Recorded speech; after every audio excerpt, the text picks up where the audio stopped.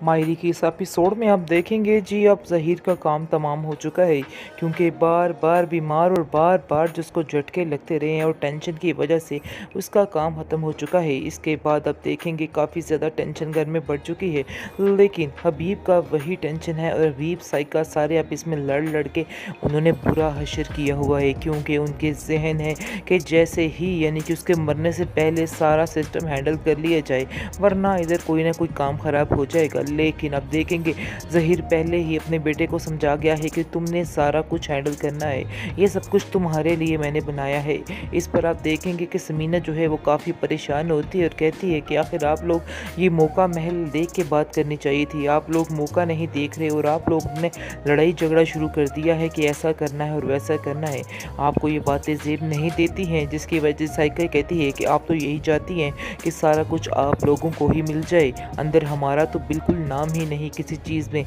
यानी कि सिर्फ़ और सिर्फ अब जंग शुरू हो चुकी है पैसे की वजह से, और पैसे की वजह से ही आप इसमें सारे दंगे फसाद शुरू होने वाले हैं। आप देखेंगे कि ऐनी जो है वो फ़ाखिर को समझाती है और कहती है कि बड़े पापा ने मुझसे कहा है कि अब हम दोनों को बिल्कुल सुलह से रहना चाहिए और कोई भी आप इसमें लड़ाई झगड़ा नहीं करना चाहिए, तो आगे से हमें उनकी बात माननी है और जो उन्होंने कहा मैं ऐसा ही करूँगी।